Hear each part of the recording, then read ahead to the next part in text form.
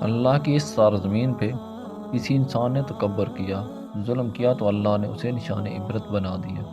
تو ویسے ہی حضرت موسیٰ علیہ السلام کے زمانے میں مصر کا بادشاہ دنیا جسے فرعون کے نام سے یاد کرتی ہے، وہ انسانوں پہ ظلم کرتا تھا۔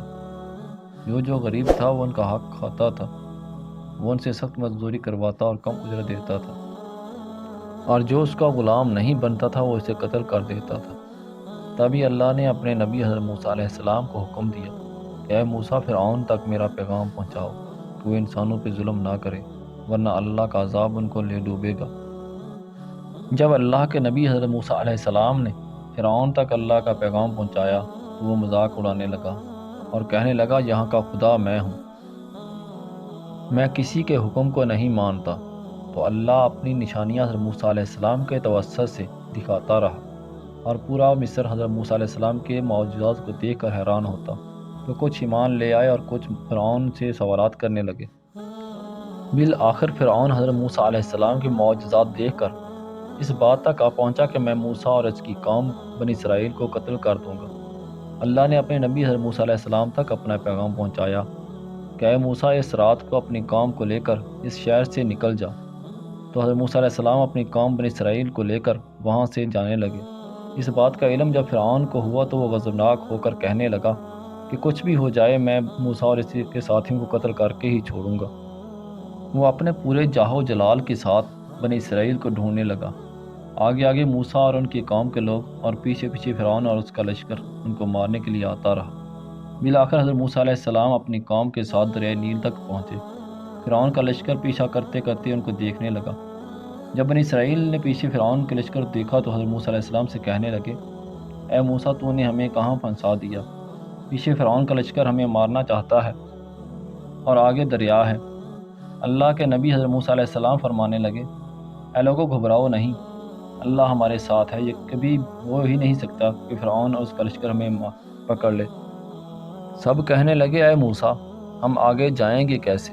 اتنے میں غیب سے آواز آئی اے موسیٰ، اپنے عصا کو دریا میں دے مار۔ بس جیسے ہی حضرت موسیٰ علیہ السلام نے اپنے عصا کو دریا میں مارا تو آدھا پانی اس طرف اور آدھا پانی اس طرف ہو گیا۔ اللہ نے پانی کے بیچ میں رستے کو واضح کر دیا تو بنی اسرائیل کے کچھ قبائل کے لوگ کہنے لگے اے موسیٰ، ہم آپس میں بنتے نہیں، اپنے خدا سے کہو کہ ہمارے لیے الگ الگ راستے بنائے۔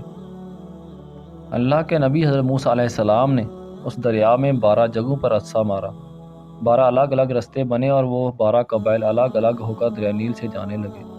جیسے ہی یہ منظر فرعون اور اس کے لشکر نے دیکھا تو وہ بھی حضرت موسیٰ علیہ السلام اور ان کی قوم کے پیچھے آ گئے۔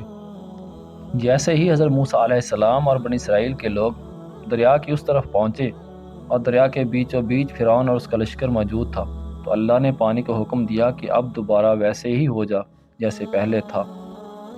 تو پانی ویسے ہی مل گیا تو فرعون اور اس کا لشکر ڈوب کر مرنے لگا۔ یہ پورا منظر حضرت موسیٰ علیہ السلام اور آپ کی قوم دیکھ رہے تھے اور اللہ کا شکر ادا کر رہے تھے۔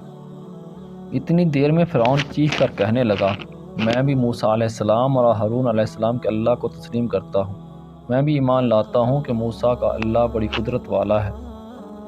اتنی دیر میں غیب سے آواز آتی ہے کہ اے فرعون، اب تو ایمان لاتا ہے جب عذاب تیری دہلیز تک آ پہنچا ہے۔ اے فرعون، ہم تیرے تکبر اور تیری لاش کو آنے والے لوگوں کے لیے نشان عبرت بنائیں گے تاکہ ہر انسان یہ جان لے کہ زمین پہ انسان کو تکبر راس نہیں آتا۔ آج بھی اللہ نے فرعون کی لاش کو نشان عبرت بنا کے رکھا ہے۔ بس جس انسان نے تکبر کیا، انسانوں پہ ظلم کیا، وہ اللہ کی رحمت سے دور ہو کر دوزخ تک پہنچ جاتا ہے۔ دعا ہے کہ اللہ پاک ہمیں تکبر سے بچنے اور اعمال صالح کرنے کی توفیق عطا فرمائے۔ آمین یا رب العالمین۔